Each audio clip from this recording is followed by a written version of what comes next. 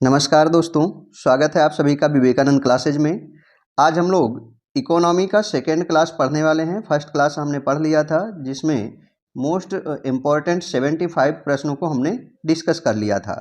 आज हम लोग जो चैप्टर पढ़ने वाले हैं ये एनसीईआरटी बेस पे है और इसके अलावा पीवाईक्यू है, यानी कि जो प्रीवियस ईयर में पूछे गए क्वेश्चन हैं वो किसी भी परीक्षा में पूछे गए हैं कंपटीशन में, तो उन सबको हमने यहाँ पे ले लिया है, चाहे वह वनडे एग्जाम में हो और चाहे वह पीसीएस या अन्य परीक्षाओं में पूछे गए हैं, किसी भी राज्य में पूछे गए हैं, तो हमने उन सभी को यहाँ समेटने की कोशिश की है। यदि आपने भाग 1 नहीं देखा है तो आप उसको भी देख लीजिए। ये जो चैप्टर है इसमें हमने 5 ईयर प्लान लिया है, पंचवर्षीय योजनाओं को हम इस चैप्टर में डिस्कस कर रहे हैं। अच्छा डिस्कशन हम लोग करेंगे प्रीवियस ईयर के आधार पर, और जो एनसीईआरटी बेस्ड नए प्रश्न बन सकते हैं हमने उनको भी इस वीडियो में लेने की कोशिश की है और जो है हमने उनको अच्छे से यहाँ पर डिस्कस किया है, तो अंत तक साथ में बने रहिए। आइए देखते हैं हम लोग। प्रश्न 1 है कि भारत की पंचवर्षीय योजनाएं केंद्रीकृत आर्थिक और सामाजिक विकास कार्यक्रम थे जो कहाँ प्रचलित थे। आपको बताना है कि वे कहाँ पर प्रचलित थे। पहले सोवियत संघ में थे या अमेरिका में या जर्मनी में या नॉर्वे में। भारत ने जो पंचवर्षीय योजना लिया है वे पहले कहाँ चल रहे थे, सोवियत संघ में चल रहे थे या अमेरिका में या जर्मनी में या नॉर्वे में चल रहे थे। तो आपको पता हो कि वे सोवियत संघ में चल रहे थे। भारत में जो आर्थिक नियोजन कार्यक्रम अपनाया गया है, जो आर्थिक नियोजन कार्यक्रम अपनाया गया है, ये कहाँ से लिया गया है, तो ये रूस से लिया गया है। कहाँ से लिया गया है, रूस से लिया गया है। कब लिया गया है, तो 1951 में लिया गया है। आर्थिक नियोजन कार्यक्रम भारत में रूस से लिया गया है, 1951 से लिया गया है। और ये जो पंचवर्षीय योजनाएं हैं यह भी हमने कहां से लिया है, तो सोवियत संघ से लिया है, रूस से लिया है, तो इसलिए विकल्प ए सही हो जाएगा। प्रश्न 2 है कि भारत में उदारीकरण, निजीकरण और वैश्वीकरण की शुरुआत किस वर्ष हुई थी। भारत में उदारीकरण, निजीकरण और वैश्वीकरण की शुरुआत किस वर्ष हुई थी। 2005 में, 1996 में, सन 2000 में या 1991 में।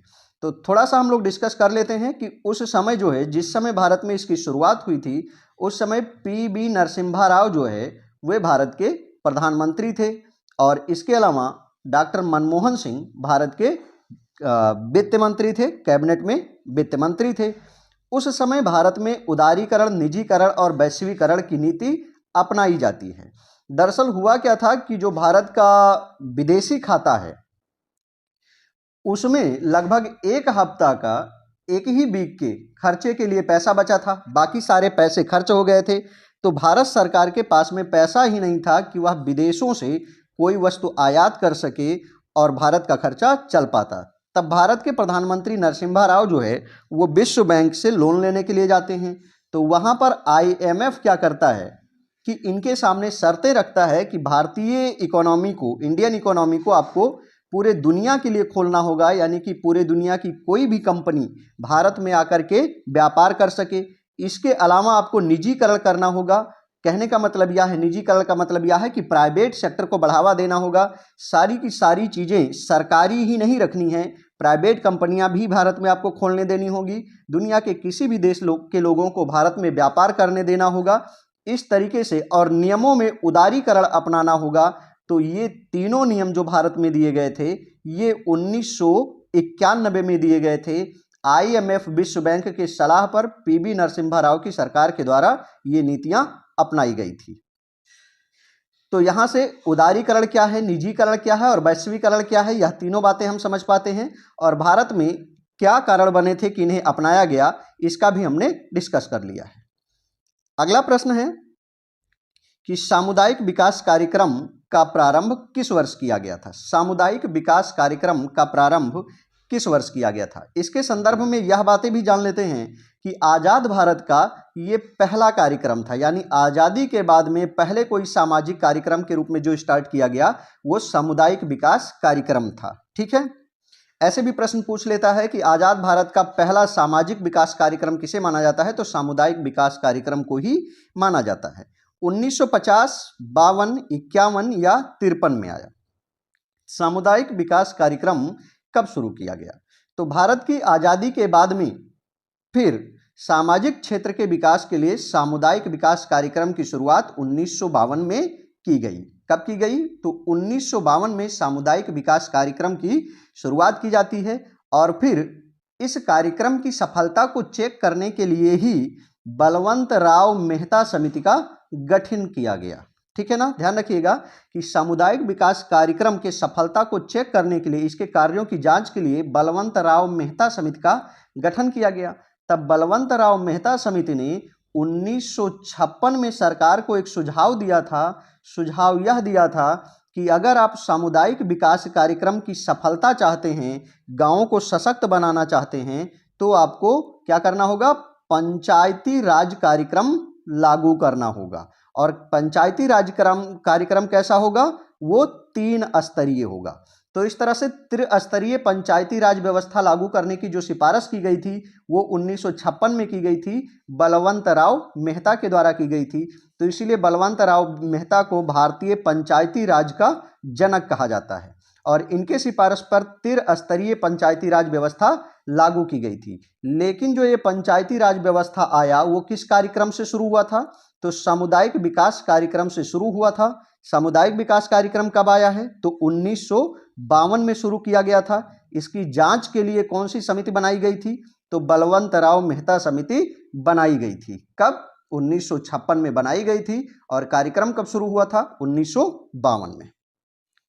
आइए अगले प्रश्न को देखते हैं। तो प्रश्न है कि 1951 में शुरू की गई भारत की पहली पंचवर्षीय योजना कृषि उत्पादन को बढ़ावा देने के लिए, कृषि और सिंचाई पर ध्यान केंद्रित करने के लिए निम्नलिखित में से किस आर्थिक मॉडल पर आधारित थी? ठीक है, जो भारत की पहली पंचवर्षीय योजना थी वो किसके मॉडल पर आधारित थी? हेक्सर ओहलिन मॉडल पर, या हेराल्ड डोमर मॉडल पर, या मुंडेल फ्लेमिंग मॉडल पर, या काब डगलस मॉडल पर? किस मॉडल पर आधारित थी पहली पंचवर्षीय योजना? तो पहली पंचवर्षीय योजना हेराल्ड डोमर मॉडल पर आधारित थी। इसमें कृषि और सिंचाई को बढ़ावा दिया गया था। क्या किया गया? तो पहली पंचवर्षीय योजना में कृषि और सिंचाई को बढ़ावा दिया गया था। तो विकल्प भी सही हो जाएगा। अगला प्रश्न है कि आर्थिक नियोजन विषय है, आर्थिक नियोजन किसका विषय है? संघ सूची का, राज्य सूची का, समवर्ती सूची का, या किसी विशेष सूची में इसका उल्लेख नहीं है? जो आर्थिक नियोजन है वो किसका विषय है? तो आर्थिक नियोजन जो है ये समवर्ती सूची का विषय है। आर्थिक नियोजन किसका विषय है? तो समवर्ती सूची का विषय है। आर्थिक नियोजन हमने कहां से लिया है? तो रूस से लिया है, रूस से लिया है। ठीक है ना। और समवर्ती सूची तो हमने कहां से लिया है? ऑस्ट्रेलिया से लिया है। कई सारे प्रश्न एक साथ जानते रहिए। समवर्ती सूची हमने कहां से लिया है? तो संविधान में समवर्ती सूची हमने ऑस्ट्रेलिया से लिया है। अब बात आती है कि आखिर समवर्ती सूची संविधान में है कहां? समवर्ती सूची संविधान में कहां पर है? तो जो 7वीं अनुसूची है इसके 3 भाग हैं, संघ सूची, राज्य सूची और समवर्ती सूची। संघ सूची, राज्य सूची और समवर्ती सूची। यानी कि जो समवर्ती सूची है वो 7वीं अनुसूची में आता है और इसी में आर्थिक नियोजन कार्यक्रम के बारे में चर्चा किया गया है। और ये जो आर्थिक नियोजन कार्यक्रम है ये हमने कहां से अपनाया है? रूस से अपनाया है। और कब अपनाया है? तो 1951 में अपनाया है। ठीक है ना। कब अपनाया है? तो 1951 में इसको अपनाया गया है। तो आर्थिक नियोजन के बारे में हमने इतनी बातें जानी और साथ में समवर्ती सूची कहां से लिया गया है? तो 7वीं अनुसूची में है और इसको हमने ऑस्ट्रेलिया से लिया है। अगला है कि कौन सी पंचवर्षीय योजना केवल 4 वर्ष की थी? जो पंचवर्षीय योजनाएं थी वो कितने वर्ष की होती थी? 5 वर्ष की होती थी। आपको बताना है कि कौन सी पंचवर्षीय योजना है जो केवल 4 वर्ष की थी। ठीक है, तीसरी, चौथी, 5वीं या 7वीं? तो जो 5वीं पंचवर्षीय योजना है ये केवल 4 वर्ष ही चली थी। अगला प्रश्न है कि दूसरी पंचवर्षीय योजना की अवधि क्या है? तो पहली पंचवर्षीय योजना 1951 से 56 तक चली है। तो दूसरी पंचवर्षीय योजना की अवधि क्या है? 56 से 61, या 51 से 56, या 52 से 57, या 50 से 55? तो दूसरी पंचवर्षीय योजना 1956 से 1961 तक रही है। कब से कब तक? तो 1956 से 1961 तक रही है। ठीक है, पहली पंचवर्षीय योजना कब शुरू हुई है? 1951 से 56 तक, और दूसरी 56 से 61 तक। अगला प्रश्न है कि भारत में आर्थिक विकास प्रथम पंचवर्षीय योजना की शुरुआत के साथ में शुरू हुआ था। अब आपको बताना है कि पहली पंचवर्षीय योजना कब हुई। भारत में जो नियोजित आर्थिक विकास है वो पहली पंचवर्षीय योजना के दौरान शुरू हुई, तो कब शुरू हुई? 1951, 56, 48 या 58 में पहली पंचवर्षीय योजना। तो पहली पंचवर्षीय योजना 1951 में शुरू हुआ है। कब तक चला है? तो 56 तक चला है। पांचवी पंचवर्षीय योजना का मूल उद्देश्य क्या था? गरीबी हटाओ, या सार्वजनिक वितरण प्रणाली में सुधार, या समावेशी विकास, या अपवर्जी विकास। पांचवी पंचवर्षीय योजना का मूल उद्देश्य क्या था? तो पांचवी पंचवर्षीय योजना का मूल उद्देश्य था गरीबी हटाओ, गरीबी को कम करना और लोगों को रोजगार का अवसर उपलब्ध करवाना। ठीक है ना, पांचवी पंचवर्षीय योजना में ही गरीबी हटाओ का नारा दिया गया था इंदिरा गांधी के द्वारा। अगला है कि जनसंख्या नियंत्रण और परिवार नियोजन को निम्नलिखित में से किस भारतीय संविधान की सूची में रखा गया है? जनसंख्या नियंत्रण और परिवार नियोजन किस सूची में आता है? समवर्ती सूची, राज्य और संघ दोनों की सूची, या केवल राज्य सूची, या केवल संघ सूची। ठीक है, तो जनसंख्या और परिवार नियोजन जो है ये समवर्ती सूची के भाग हैं। अनुसूची 7वीं से समवर्ती सूची ली गई है, और समवर्ती सूची किस देश से ली गई है? तो ऑस्ट्रेलिया से ली गई है। अगला है कि किस पंचवर्षीय योजना अवधि के दौरान सरकार ने वह कृषि नीति अपनाई जिसने हरित क्रांति को जन्म दिया? ठीक है ना, यानी कि मोटे तौर पर प्रश्न यह पूछ रहा है कि हरित क्रांति जो है किस पंचवर्षीय योजना के परिणाम स्वरूप आई है? तो हरित क्रांति कब आई है? 1966-67 के दौरान हरित क्रांति की शुरुआत हुई थी। ठीक है ना, अब कब आई है? द्वितीय पंचवर्षीय योजना, तृतीय, चतुर्थ या पांचवी पंचवर्षीय योजना? तो सही उत्तर हो जाएगा तीसरी पंचवर्षीय योजना। तीसरी पंचवर्षीय योजना के बाद में हरित क्रांति पैदा हुई। ठीक है ना, हरित क्रांति के समय प्रधानमंत्री कौन थी? तो इंदिरा गांधी की सरकार थी, और इसमें क्या हुआ कि हाइब्रिड फसलों को अपनाया गया था। भारत में हरित क्रांति के जनक कौन हैं? तो MS स्वामीनाथन हरित क्रांति के जनक हैं। इनको इस वर्ष 2024 में भारत रत्न पुरस्कार दिया गया है MS स्वामीनाथन को। विश्व हरित क्रांति के जनक कौन हैं? तो नॉर्मन बोरलाग जो है ये विश्व हरित क्रांति के जनक हैं, और नॉर्मन बोरलाग को शांति के लिए नोबेल पुरस्कार दिया गया। किसके लिए दिया गया था? तो शांति के लिए, शांति के क्षेत्र में नोबेल पुरस्कार दिया गया था नॉर्मन बोरलाग को, और इन्हीं को हरित क्रांति का जनक कहा जाता है। जबकि भारतीय हरित क्रांति का जनक MS स्वामीनाथन को कहा जाता है। ठीक है ना, अब बात आती है कि हरित क्रांति के दौरान भारत में किन फसलों के उत्पादन को बढ़ावा दिया गया था? तो सर्वाधिक जो बढ़ावा मिला था वो गेहूं और चावल के फसलों को मिला था। किसको मिला था? तो गेहूं और चावल के फसलों को हरित क्रांति के दौरान सर्वाधिक बढ़ावा मिला था। अब बात आती है कि हरित क्रांति भारत के किस राज्य में सबसे पहले आई? तो पंजाब में, हरियाणा में, और उत्तर प्रदेश के पश्चिमी जिले में, वेस्टर्न डिस्ट्रिक्ट में। ठीक है ना, तो हरित क्रांति से संबंधित इतनी बातें याद रखना है। आगे बढ़ते हैं। क्वेश्चन नंबर 12 है कि 12वीं पंचवर्षीय योजना की अवधि क्या है? 12वीं पंचवर्षीय योजना की अवधि क्या है? कुल 12 पंचवर्षीय योजनाएं आई हैं। पहली पंचवर्षीय योजना 1951 में शुरू हुई है, तो आखिरी पंचवर्षीय योजना 12वीं पंचवर्षीय योजना की अवधि क्या है? 2012 से 17, 2007 से 12, 2002 से 2007, या 1997 से 2002। तो 12वीं पंचवर्षीय योजना विकल्प ए सही हो जाएगा। 2012 से 2017 तक 12वीं पंचवर्षीय योजना की अवधि रही है, और यहां से पंचवर्षीय योजनाओं को खत्म कर दिया गया है। अगला है, भारत ने किस पंचवर्षीय योजना के दौरान मिश्रित अर्थव्यवस्था का विकल्प चुना? भारत ने किस पंचवर्षीय योजना के दौरान मिश्रित अर्थव्यवस्था का जो है वो विकल्प चुना था? पहली पंचवर्षीय योजना, दूसरी पंचवर्षीय योजना, तीसरी पंचवर्षीय योजना, चौथी पंचवर्षीय योजना? तो पहले थोड़ा सा जान लेते हैं कि मिश्रित अर्थव्यवस्था क्या है। तो मिश्रित अर्थव्यवस्था वह है जिसमें निजी क्षेत्र होते हैं, इसके अलावा सार्वजनिक क्षेत्र होते हैं। कहने का मतलब यह है कि जिसमें प्राइवेट सेक्टर भी होते हैं और जिसमें गवर्नमेंट सेक्टर भी होते हैं, यानी कि जिसमें प्राइवेट कंपनी भी खोली जा सकती हो और सरकारी कंपनियां भी खोली जा सकती हो।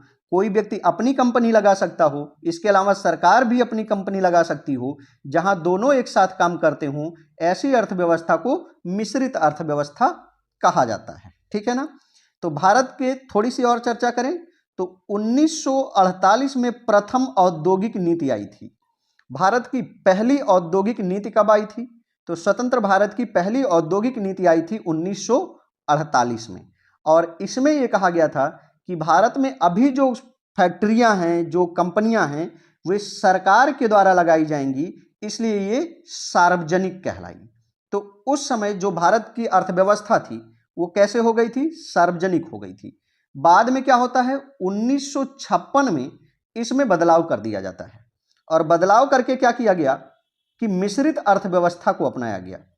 तो इस तरह से दूसरी पंचवर्षीय योजना जो है, दूसरी पंचवर्षीय योजना के दौरान भारत में मिश्रित अर्थव्यवस्था के विकल्प को अपनाया गया था। यह बात यहां से ध्यान रखना है। साथ में ध्यान रखना है कि भारत की पहली औद्योगिक नीति कब आई है? तो 1948 में भारत की पहली औद्योगिक नीति जारी की गई थी। अगला प्रश्न है, प्रश्न सही नहीं दिख रहा है शायद।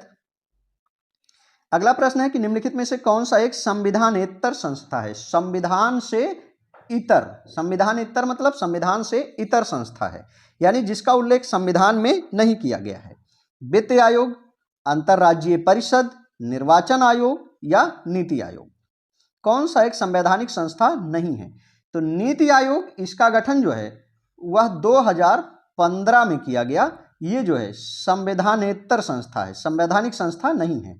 जबकि वित्त आयोग का अनुच्छेद 280 में वर्णन है, निर्वाचन आयोग 324 में वर्णन है, और अंतरराज्यीय परिषद 263 में इसका वर्णन है। और इस तरह से ये सारी संवैधानिक संस्थाएं हैं, जबकि जो नीति आयोग है वो संवैधानिक संस्था नहीं है।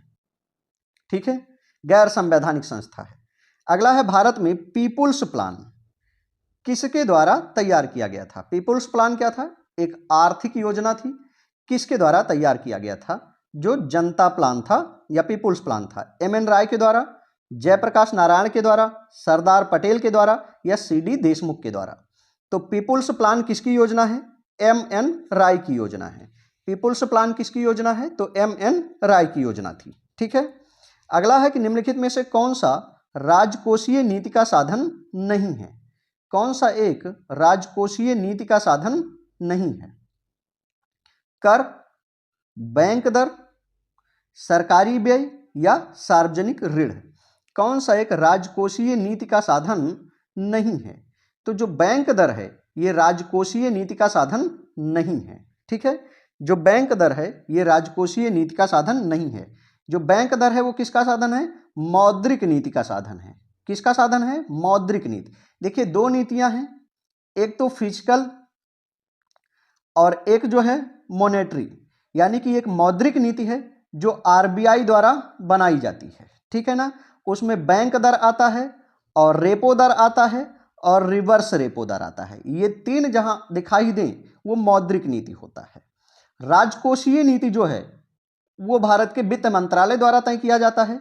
उसमें टैक्स है यानी कि कर, सरकारी व्यय है, और इसके अलावा जो सार्वजनिक ऋण है यानी जो गवर्नमेंट ऋण लेती है या गवर्नमेंट ऋण देती है, जो सरकार खर्च करती है और जो सरकार टैक्स लगाती है, ये सारे किस में आते हैं? राजकोषीय नीति में आते हैं। जबकि रेपो दर, रिवर्स रेपो दर, ये सारे किसके हिस्से हैं? मौद्रिक नीति के हिस्से में आते हैं। प्रश्न 17 है कि विकास की महालोनबिस योजना को किस पंचवर्षीय योजना में स्वीकार किया गया? यानी कौन सी पंचवर्षीय योजना महालोनबिस मॉडल पर आधारित थी? तीसरी, चौथी, पहली या दूसरी? तो दूसरी पंचवर्षीय योजना महालोनबिस मॉडल पर आधारित थी। अगला प्रश्न है कि भारत में सार्वजनिक क्षेत्र के उद्यमों में विनिवेश प्रक्रिया किस वर्ष प्रारंभ हुई? यानी किस वर्ष में यह तय किया गया कि सार्वजनिक क्षेत्र में भी कोई व्यक्ति निवेश कर सकता है पैसा लगा सकता है। तो अभी हम ऊपर में चर्चा किए हैं कि भारत में जब ग्लोबलाइजेशन हुआ, वैश्वीकरण, उदारीकरण और निजीकरण किया गया, तभी किसी भी उद्यम में लोगों को पूंजी निवेश करने की छूट दी गई। तो इस तरह से सही आंसर हो जाएगा क्या? 1991। 1991 में सार्वजनिक क्षेत्र के उद्यम में, सार्वजनिक क्षेत्र के उद्यम का मतलब है कि जो सरकार ने काम कर रखा हो, फैक्ट्री लगा रखी हो, रोड बनवा रखा हो, उन क्षेत्रों में कोई भी व्यक्ति जाकर के पैसा लगा सकता था, सरकार के साथ मिलकर बिजनेस कर सकता था। तो इसकी शुरुआत की गई 1991 में। अगला है कि पंचवर्षीय योजना पहली बार कहां शुरू की गई? पंचवर्षीय योजनाएं पहली बार कहां शुरू की गई थी? चीन में, यूएसएसआर में, भारत में या भूटान में?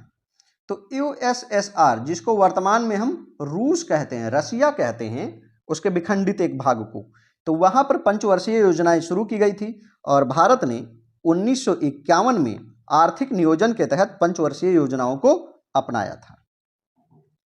अगला प्रश्न है, किसी सन में बताना है कि भारत के सभी बड़े उद्योगपतियों ने देश में एक नियोजित अर्थव्यवस्था की स्थापना हेतु एक साथ मिलकर एक संयुक्त प्रस्ताव तैयार किया। 1944 में या 1941 में, 1940 में या 1936 में, किस वर्ष में देश के सारे बड़े उद्योगपतियों ने मिलकर के एक प्रस्ताव तैयार किया था एक अर्थव्यवस्था बनाने के लिए?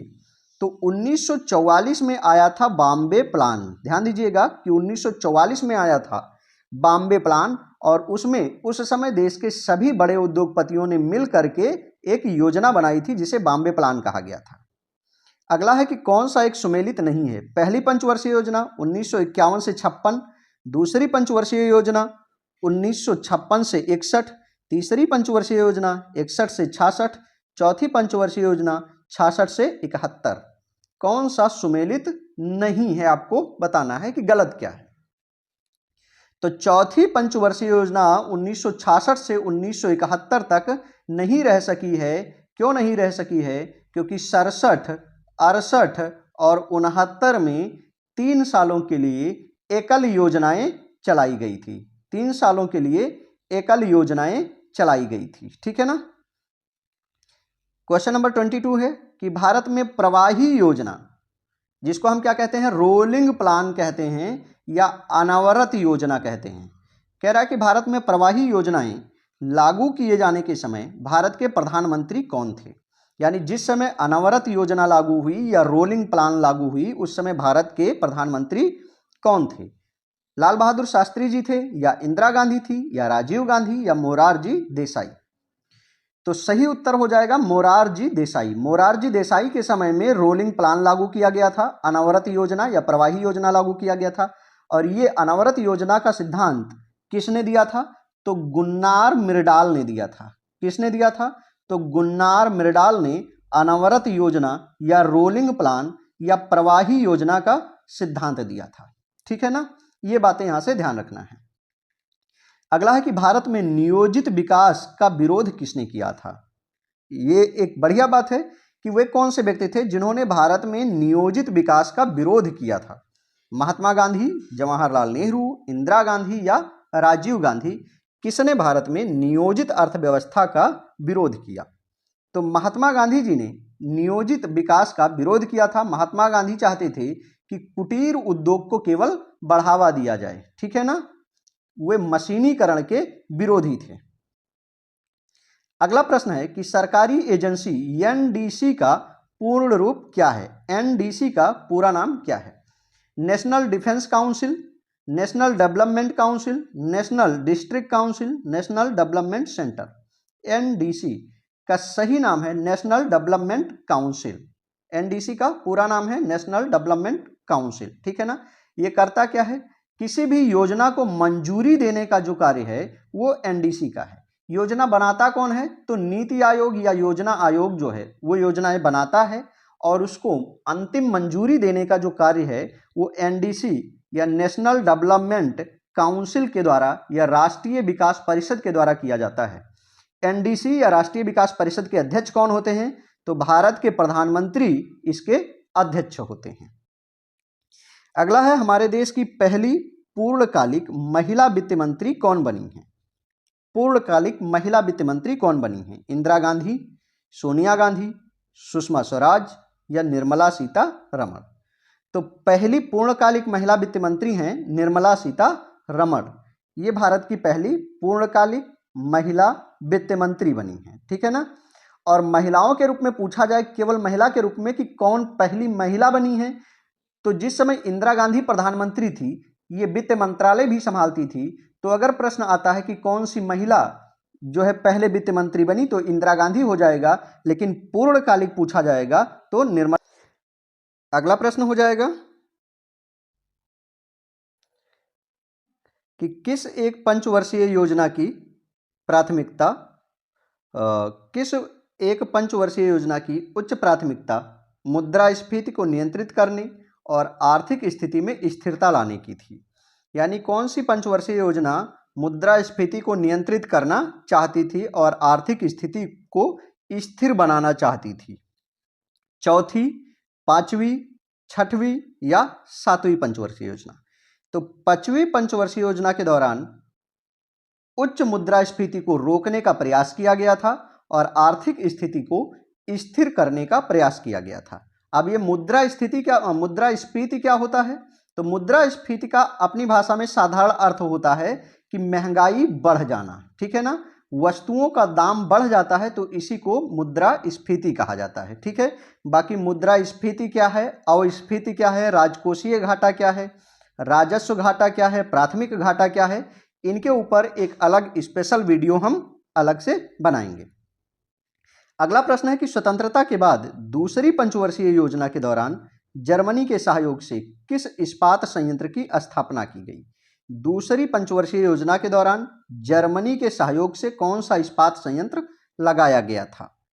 दुर्गापुर इस्पात संयंत्र, बोकारो इस्पात संयंत्र, राउरकेला इस्पात संयंत्र या भिलाई इस्पात संयंत्र। तो दूसरी पंचवर्षीय योजना के दौरान जर्मनी के सहयोग से राउरकेला इस्पात संयंत्र लगाया गया था, ठीक है ना। कौन सा इस्पात संयंत्र लगाया गया? तो राउरकेला इस्पात संयंत्र लगाया गया था। अगला है 28 नंबर कि राष्ट्रीय नियोजन में रोलिंग प्लान की अवधारणा लागू की गई थी। अब किस सरकार के द्वारा रोलिंग प्लान लागू किया गया? इंदिरा गांधी के द्वारा, राष्ट्रीय फ्रंट सरकार के द्वारा, जनता पार्टी की सरकार के द्वारा या राजीव गांधी के द्वारा? तो रोलिंग प्लान की जो अवधारणा है ये जनता पार्टी के सरकार के द्वारा लागू किया गया था और उस समय प्रधानमंत्री मोरारजी देसाई थे। कौन थे? मोरारजी देसाई थे। और रोलिंग प्लान दिया किसने था? तो गुन्नार मिर्डाल ने दिया था। किसने दिया था? गुन्नार मिर्डाल ने दिया था। गुन्नार मिर्डाल के पुस्तक का नाम है एशियन ड्रामा। क्या नाम है? एशियन ड्रामा इनके पुस्तक का नाम है। अगला है कि निम्नलिखित में से कौन सा युग्म सही है? पहली पंचवर्षीय योजना हेराल्ड डोमर मॉडल, द्वितीय पंचवर्षीय योजना पीसी महालोनबिस मॉडल, तीसरी पंचवर्षीय योजना गाडगिल मॉडल। कौन इसमें सही युग्म है? कूट पर आधारित है तो केवल एक सही है, केवल दो सही है, एक और दो सही है या दो और तीन सही है? तो यहां ध्यान दीजिएगा कि जो पहली पंचवर्षीय योजना है ये हेराल्ड डोमर मॉडल पर आधारित है, ये बात सही है। जो दूसरी पंचवर्षीय योजना है ये पीसी महालोनबिस मॉडल पर आधारित है, तो ये दोनों बात सही है। जबकि तीसरी पंचवर्षीय योजना गाडगिल योजना के नाम से नहीं जानी जाती है। इस तरह से पहला और दूसरा सही हो जाएगा, यानी कि विकल्प सी जो है वो सही हो जाएगा, ठीक है। विकल्प सी इज द राइट आंसर। आगे बढ़ते हैं। तो भारत में पंचवर्षीय योजनाओं को अंतिम मंजूरी कौन देता है? अभी हमने चर्चा किया है कि भारत में पंचवर्षीय योजनाओं को मंजूरी कौन देता है? वित्त मंत्रालय या योजना आयोग या रिजर्व बैंक या राष्ट्रीय विकास परिषद? तो भारत में पंचवर्षीय योजना बनाने का काम है योजना आयोग का और मंजूरी देने का काम है राष्ट्रीय विकास परिषद का या एनडीसी का, ठीक है ना। योजना आयोग और राष्ट्रीय विकास परिषद इन दोनों के अध्यक्ष कौन होते हैं? तो भारत के जो प्रधानमंत्री होते हैं वही इसके अध्यक्ष होते हैं। अगला है कि निम्नलिखित में से कौन सा सही नहीं है? 10वीं योजना 2002 से 2007 तक, तीसरी योजना 66 से 71 तक, पहली योजना 1951 से 1956 तक, छठवीं योजना 1980 से 1985 तक। क्या सही नहीं है? तो जो तीसरी पंचवर्षीय योजना है उसकी अवधि 1966 से 1971 तक नहीं है, ये गलत है। विकल्प बी जो है वो गलत हो जाएगा। अगला प्रश्न है कि किस पंचवर्षीय योजना में भारत की कृषि वृद्धि दर सर्वाधिक रही? यानी कौन सी पंचवर्षीय योजना है जिसमें भारत में कृषि में बढ़ोतरी सबसे ज्यादा हुई है, कृषि वृद्धि दर सबसे ज्यादा रही है? ये प्रश्न एनसीईआरटी से लिए गए हैं। 9वीं पंचवर्षीय योजना, 10वीं पंचवर्षीय योजना, चौथी पंचवर्षीय योजना या तीसरी पंचवर्षीय योजना? कृषि वृद्धि दर सबसे ज्यादा किस में रही है? तो चौथी पंचवर्षीय योजना में कृषि वृद्धि दर सर्वाधिक रही है। अगला है कि पहली बार किस योजना के तहत निजी क्षेत्र को सार्वजनिक क्षेत्र पर वरीयता दी गई थी? यानी निजी क्षेत्र को सरकारी क्षेत्र से ज्यादा महत्व दिया गया था।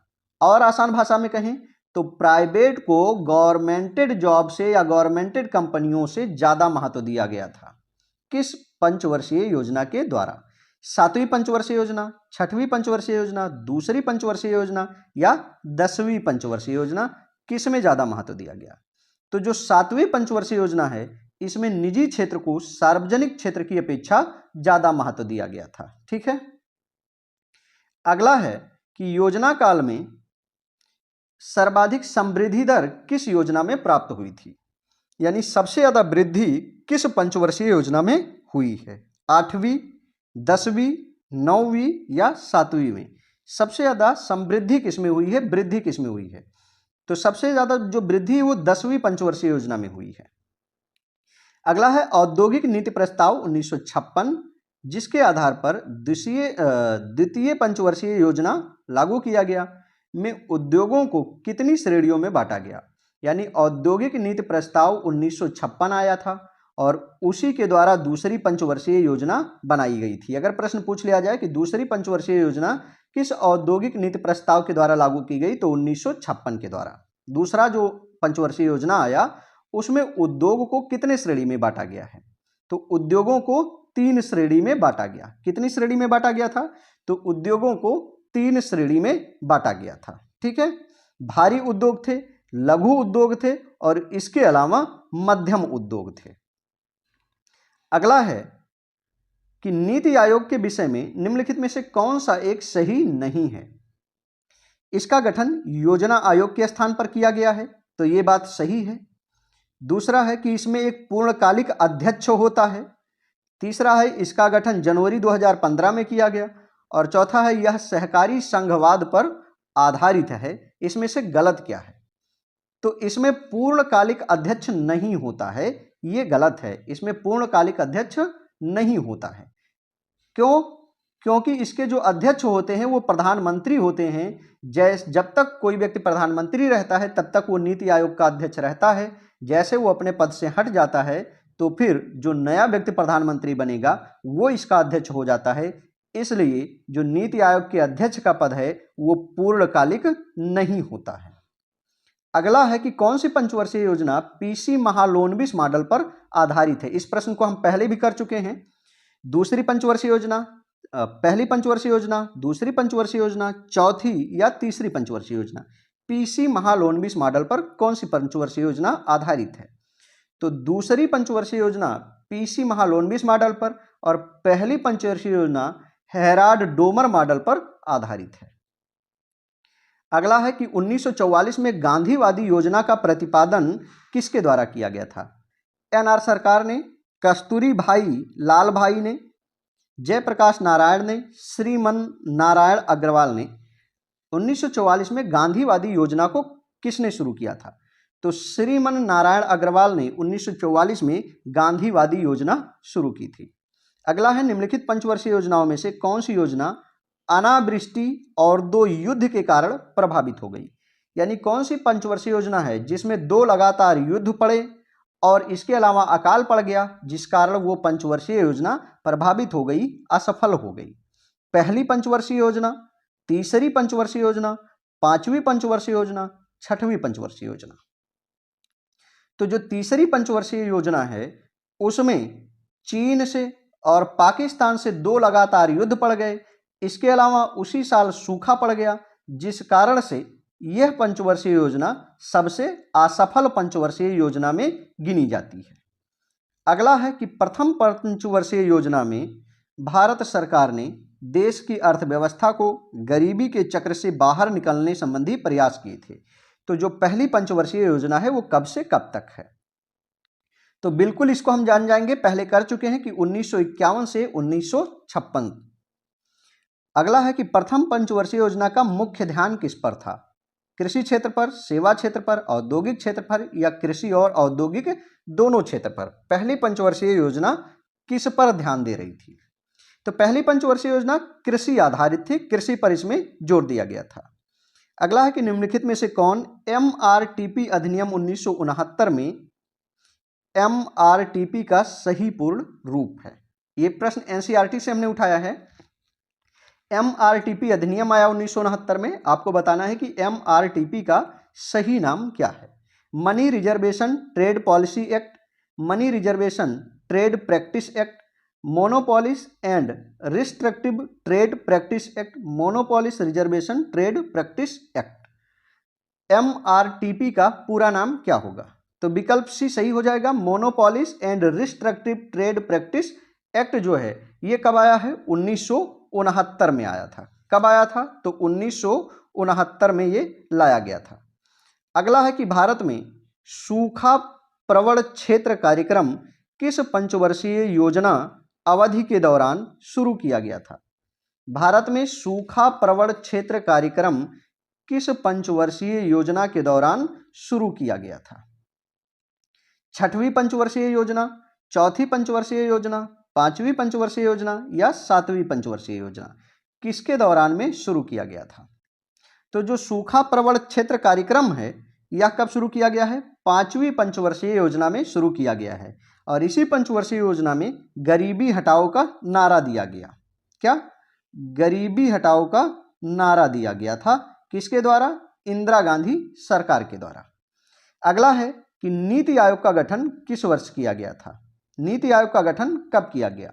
2017 में, 2012 में, 2018 में या 2015 में? तो नीति आयोग का गठन कब हुआ है? 2015 में हुआ है। अगला है भारत की किस पंचवर्षीय योजना की अवधि मार्च 2017 में समाप्त हो गई? 2017 में कौन सी पंचवर्षीय योजना समाप्त हुई है? तो यहां इसे ध्यान रखिएगा कि 12वीं पंचवर्षीय योजना 2017 में समाप्त हो गई है, जो 2012 में शुरू हुई थी। और यही आखिरी पंचवर्षीय योजना रही है। 2017 में 12वीं पंचवर्षीय योजना खत्म हुई और ये आखिरी पंचवर्षीय योजना थी। अगला है कि वित्त आयोग का गठन कितनी अवधि के लिए किया जाता है? 4 वर्ष, 5 वर्ष, 17 वर्ष, 10 वर्ष? वित्त आयोग का गठन कितनी अवधि के लिए किया जाता है? तो पहले वित्त आयोग के बारे में जानते हैं।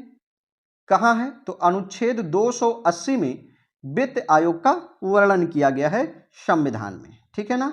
कौन सा आर्टिकल है? 280। अनुच्छेद 280 में वित्त आयोग का वर्णन किया गया है। और क्या कहा गया है कि राष्ट्रपति जो है हर 5 वर्ष पर वित्त आयोग का गठन करेगा।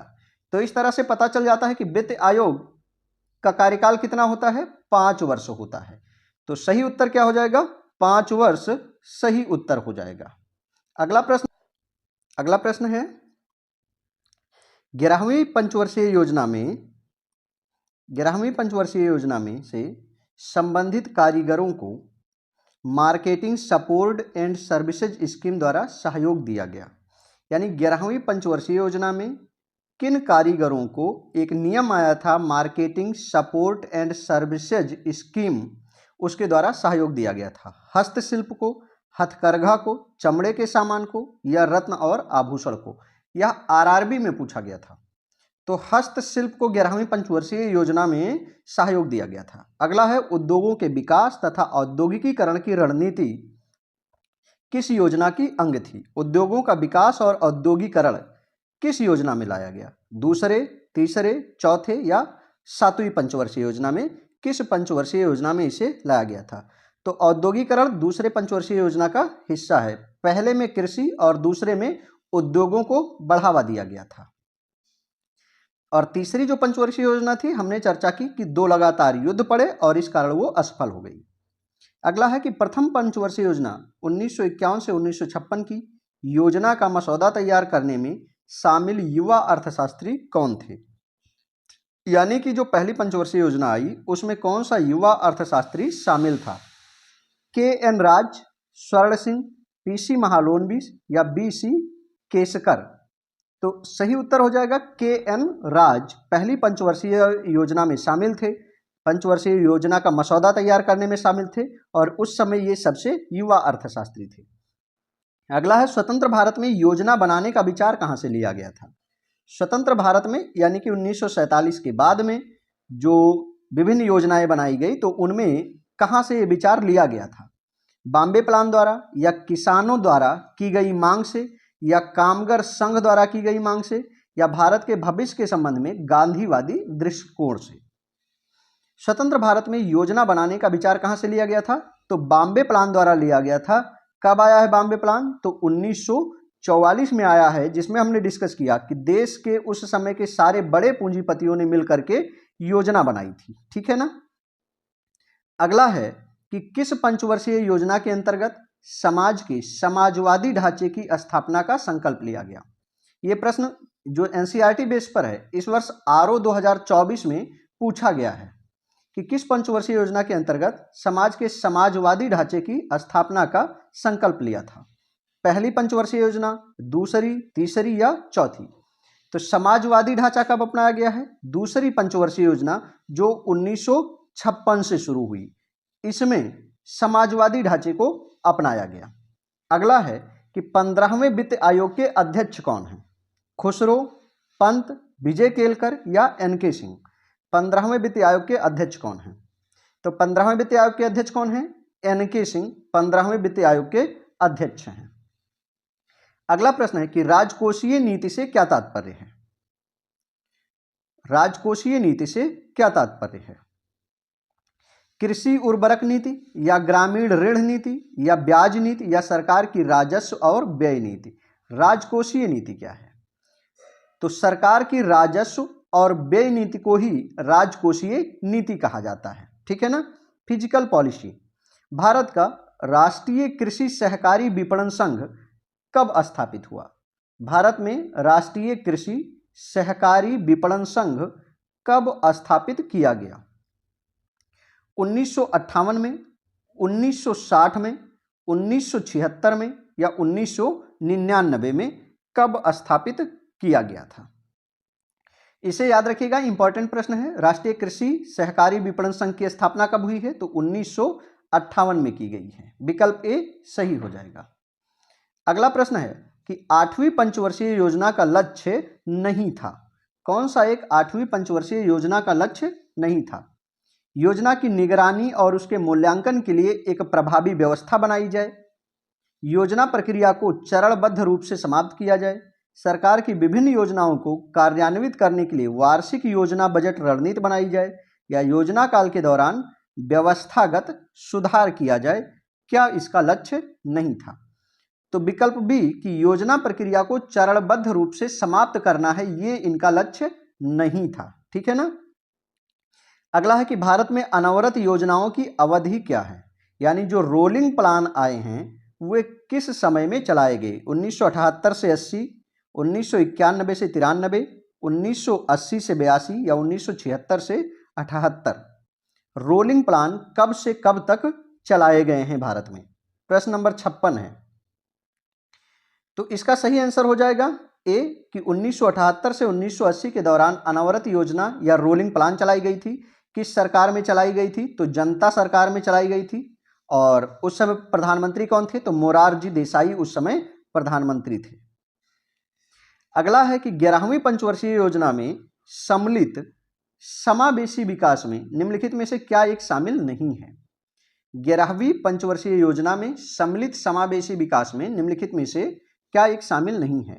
गरीबी में कमी, रोजगार के अवसरों का विस्तार, पूंजी बाजार का सुदृढ़ीकरण, लैंगिक असमानता में कमी। यानी 11वीं पंचवर्षीय योजना में क्या शामिल नहीं किया गया था? तो पूंजी बाजार का सुदृढ़ीकरण ये 11वीं पंचवर्षीय योजना में शामिल नहीं किया गया। अगला है जवाहर रोजगार योजना किस पंचवर्षीय योजना में शुरू की गई थी? जवाहर रोजगार योजना पहली, दूसरी, तीसरी या 7वीं? तो जवाहर रोजगार योजना कब शुरू हुई है? 7वीं पंचवर्षीय योजना में जवाहर रोजगार योजना की शुरुआत की गई थी। किसमें? 7वीं में। गरीबी हटाओ का नारा कब दिया गया था? तो 5वीं पंचवर्षीय योजना में दिया गया था। कृषि को बढ़ावा पहली पंचवर्षीय योजना में, उद्योग को बढ़ावा तो दूसरी पंचवर्षीय योजना में, सबसे असफल पंचवर्षीय योजना तो तीसरी पंचवर्षीय योजना सबसे असफल रही। अगला है, भारत सरकार ने ट्राइफेड कब बनाया? भारत सरकार ने ट्राइफेड कब बनाया? 1983 में, 85 में, 87 में या 89 में ट्राइफेड कब बनाया भारत सरकार ने? तो कब बनाया है भारत सरकार ने ट्राइफेड? 1987 में ट्राइफेड का गठन किया गया, बनाया गया। इसने 1988 से काम करना शुरू किया। जान लेते हैं, कभी कभी पूछ लेता है कि ट्राइफेड किससे संबंधित है। तो ट्राइफेड किससे संबंधित है? आदिवासी जनजातियों से संबंधित है। किससे संबंधित है? तो आदिवासी जनजातियों से संबंधित है ट्राइफेड। ठीक है ना? ये आदिवासी जनजातियां जो हैं उनको बढ़ावा देने के लिए कार्य करता है। और इसका गठन कब किया गया था? तो 1987 में किया गया था। अगला है कि किस पंचवर्षीय योजना के मॉडल को निवेश योजना आयोग का मॉडल कहा जाता है? किस पंचवर्षीय योजना के मॉडल को निवेश योजना आयोग का मॉडल कहा जाता है? तीसरा, दूसरा, पांचवा या पहला? किसको निवेश योजना आयोग का मॉडल कहा जाता है? तो 5वीं पंचवर्षीय योजना जो है उसको निवेश योजना आयोग का मॉडल कहा जाता है, क्योंकि इसमें जो है काफी लोगों को निवेश करने की छूट दी गई थी, पूंजी लगाने की छूट दी गई थी। और आखिरी प्रश्न है इस चैप्टर का कि 1924 में किस समिति की सिफारिश ने रेल बजट को आम बजट से अलग कर दिया था? बटलर समिति, एकवर्थ समिति, जेबीपी समिति और मुदिमन समिति। किस समिति के सिफारिश पर रेल बजट को आम बजट से अलग किया गया था? तो सही उत्तर हो जाएगा एकवर्थ कमेटी के रिपोर्ट पर रेल बजट को आम बजट से अलग कर दिया गया था। तो आज इस चैप्टर से जितने महत्वपूर्ण प्रश्न हो सकते थे हमने यहाँ 61 महत्वपूर्ण प्रश्नों को कवर किया है और उनके व्याख्यात्मक हल हमने प्रस्तुत किए हैं। ये जो सारे प्रश्न हैं ये प्रीवियस ईयर में पूछे गए हैं और एनसीईआरटी बेस्ड हैं। एनसीईआरटी से उन प्रश्नों को भी हमने ले लिया है जिन्हें भविष्य में पूछे जाने की संभावना है। तो उम्मीद है आपको ये वीडियो पसंद आया होगा। अगर आपको वीडियो पसंद आता है तो आप लाइक करें, शेयर करें और सब्सक्राइब करें। जय हिंद।